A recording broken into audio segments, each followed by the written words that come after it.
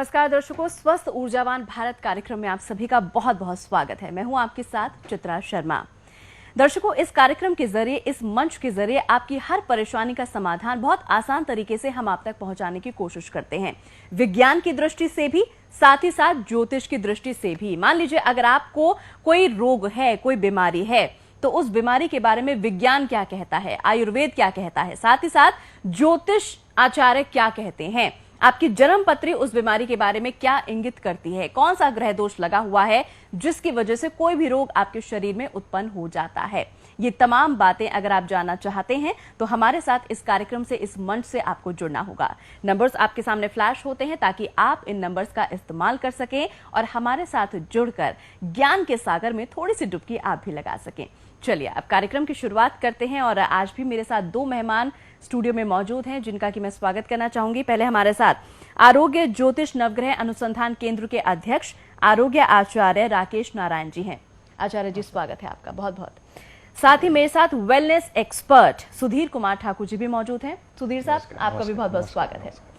तो सुधीर साहब, सबसे पहले मैं आपसे सवाल पूछना चाहूंगी। आज बेसिकली हम लोग बात कर रहे हैं टेंशन के ऊपर। आचार्य जी, हर इंसान आजकल की जिंदगी में बहुत ज्यादा परेशान है। किसी को कोई परेशानी है, किसी को कोई परेशानी है, किसी को कोई परेशानी, किसी का दाम्पत्य जीवन ठीक नहीं चल रहा है, किसी को संतान को लेकर परेशानी है, कोई बच्चा अपनी एजुकेशन को लेकर टेंशन में है। और टेंशन सारी बीमारियों की जड़ है। टेंशन अपने आप में बीमारी नहीं है, लेकिन टेंशन की वजह से बहुत सारे रोग उत्पन्न हो जाते हैं। सुधीर साहब, सबसे पहले आपसे मेरा सवाल है, टेंशन को कंट्रोल आखिर कैसे किया जाए?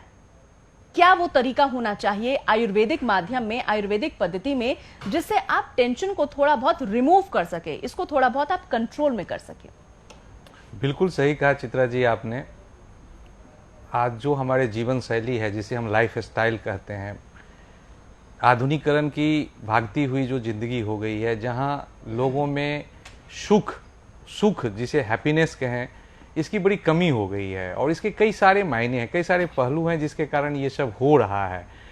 एक तो जो हमारा एक फोकस है, वो आर्थिक युग में आने के बाद पैसा कहीं ना कहीं एक बहुत बड़ा कारण है। बहुत सारे लोग अपने नौकरी से परेशान हैं, बॉस से परेशान हैं। उसके बाद उन परेशानियों के साथ जब वो घर आते हैं तो घर की जो स्थिति है, घर में जो माहौल है, वो बच्चों को लेके, बच्चों के पढ़ाइयों को लेके, फीस को लेके, घर के खर्चों को लेके लोग कहीं ना कहीं तनाव में रहते हैं। और उस तनाव को कम करने के बजाय, उस तनाव के कारण को समझने के बजाय, उससे बचने के लिए लोग अपने खान पान, रहन सहन को दूषित करते चले जा रहे हैं। उनको फिर खाना नहीं बनाएंगे, पति पत्नी आपस में झगड़ा कर लेंगे और खाना बनाने के बजाय वो रेस्टोरेंट में जाके खाना पसंद करेंगे, वो फास्ट फूड कल्चर को अपनाना पसंद करेंगे। और ये जो भागती हुई जिंदगी का भागता हुआ तेज जीवन शैली बन गया है, जिसमें कहीं ना कहीं वो अपने शरीर में इनडायरेक्टली केमिकल्स बढ़ा रहे हैं। मैं पिछले सीरीज में भी चित्रा जी कई बार ये चर्चा कर चुका हूं कि जो फास्ट फूड शैली है, जिसमें बर्गर, पिज्जा या चाइनीज फूड्स हैं या फ्राइड, बहुत सारे आप देखिए गली गली, मोहल्ले मोहल्ले में आपको आजकल ये सब चीजें मिलती है।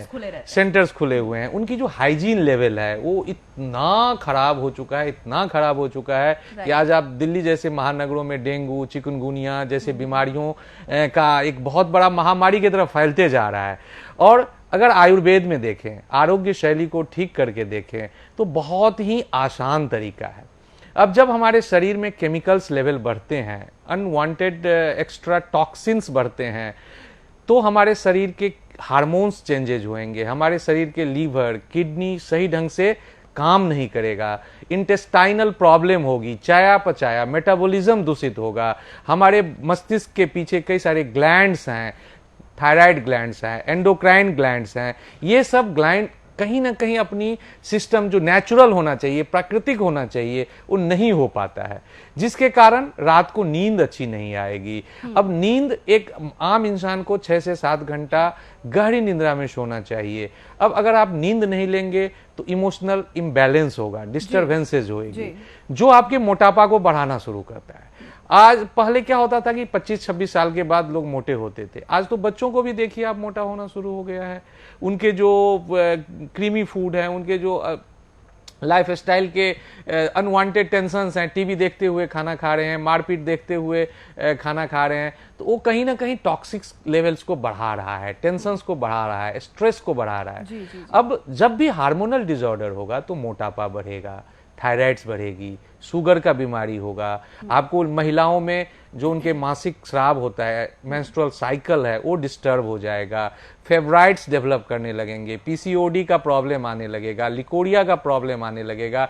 ये सब लाइफ स्टाइल के कारण हो रहा है। और आपने बहुत सही सवाल पूछा है, इसके जड़ में स्ट्रेस है, तनाव है, और तनाव को अगर आप मुक्त करना चाहते हैं तो आयुर्वेद, आरोग्य से अच्छा कोई साधन ही नहीं हो सकता आज के जीवन में। बिल्कुल सही बात है दर्शकों, और वाकई में आयुर्वेदिक पद्धति एकमात्र ऐसी पद्धति है जो आपको सुख देती है, सुकून देती है, शांति देती है। इस पद्धति का इस्तेमाल करके आप लोग टेंशन में नहीं आते हैं, आपकी बीमारी तो जड़ से खत्म होती ही है, साथ ही साथ आपका जीवन सुखमय हो जाता है पूरी तरह से। वहीं अगर मैं किसी पद्धति की बुराई यहां पर नहीं कर रही हूं, लेकिन फिर भी मैं आपको कहना चाहूंगी, अगर आप एलोपैथी दवाइयों का सेवन करते हैं तो एक रोग को नष्ट करने के लिए आप उसका सेवन करते हैं, लेकिन वो रोग पूरी तरह से नष्ट नहीं हो जाता है, दब जाता है, और उसके एवज में साइड बाय साइड आपकी बॉडी में साइड इफेक्ट्स होना शुरू हो जाते हैं, और दवाइयों का सिलसिला आजीवन आपका चलता रहता है। दवाइयां आपकी कभी भी टूट नहीं पाती हैं। यह सबसे बड़ा कारण है एलोपैथी दवाइयां लेने का। लेकिन अगर आप आयुर्वेदिक पद्धति में ढलते हैं, आप आयुर्वेदिक पद्धति का सहारा लेते हैं, तो एक रोग को जब आप ठीक करने का ट्रीटमेंट लेते हैं तो 4 और जो छोटे छोटे रोग होते हैं आपके शरीर में, वो खुद ब खुद ठीक हो जाते हैं। यह सबसे बड़ा पॉजिटिव इफेक्ट है आयुर्वेदिक पद्धति का। इसलिए मैं आपको बार बार कहती हूं, आपका ध्यान केंद्रित करती हूं आयुर्वेदिक पद्धति की तरफ, कि अगर आप वाकई में सुखमय जीवन व्यतीत करना चाहते हैं, आप चाहते हैं कि आपकी बीमारी जड़ से खत्म हो जाए, तो सबसे पहले आप इन नंबर्स पर संपर्क करें, अपना सवाल पूछें, अपना रोग बताएं, और जो आपको ट्रीटमेंट सजेस्ट किया जाएगा उस ट्रीटमेंट को आपको जितने समय के लिए कहा जाएगा उतने समय तक आपको फॉलो करना होगा। बाकी की डिटेल्स और इंफॉर्मेशन आपकी टीवी स्क्रीन पर फ्लैश हो रही है। अच्छा आचार्य जी, हमने विज्ञान की दृष्टि से, आयुर्वेद की दृष्टि से तो समझ लिया कि टेंशन क्यों हो जाती है और क्या क्या इसके इफेक्ट हमारे जीवन पर पड़ सकते हैं। अब ज्योतिष की नजर से मैं समझना चाहूंगी, जन्म पत्रिका की दृष्टि से मैं समझना चाहूंगी, जन्म पत्रिका जब कोई व्यक्ति दिखाता है, जब इसका विश्लेषण करवाता है, आंकलन करवाया जाता है, तो कैसे ये पता चलता है कि ये व्यक्ति, ये जातक या ये जातिका इस वक्त तनाव में है, और ये तनाव आगे जाके घातक स्थिति में तब्दील हो सकता है, और वक्त रहते अगर ये स्थिति हमें पता चल जाती है तो क्या इस स्थिति पर नियंत्रण पाया जा सकता है, काबू किया जा सकता है? मैं छोटा सा पहले पूरा ग्रहों का परिचय दे दूं। जी। इंसान की जिंदगी में सबसे जो महत्वपूर्ण है वो ये बिंदु है कि ग्रह जो हैं, जितने भी हैं, सूर्य से लेकर के केतु पर्यंत, वो ग्रहों का एक अपना विभाग है, अपना एक सब्जेक्ट है। वो ग्रह अगर ठीक है, अनुकूल है, ठीक है अगर अनुकूल है, तो निश्चित है कि व्यक्ति वो उस बीमारी से बिल्कुल भी उसको कोई कष्ट नहीं होने वाला है। जैसे कौन सा ग्रह क्या किस विभाग का है, मैं एक श्लोक से आपको, यानी नवग्रहों का रोल क्या क्या है, हाँ, किस प्रकार से, ये आप बताना वही चीज मैं बताना चाह रहा हूं जी। कि सबसे पहले सूर्य जो है वो चेतना का कारक है। तो जब सूर्य, हम जैसे श्लोक बोलते हैं, क्या नाम, शनि राहु केतव सर्वे ग्रह शांतिकरा भवन्तु, ये जो प्रार्थनाएं बोलते हैं, ये अनलॉजिकल नहीं है, इनके पीछे एक लॉजिक है। लॉजिक ये है कि सूर्य चेतना का कारक हो गया, चंद्रमा मन का स्वामी हो गया,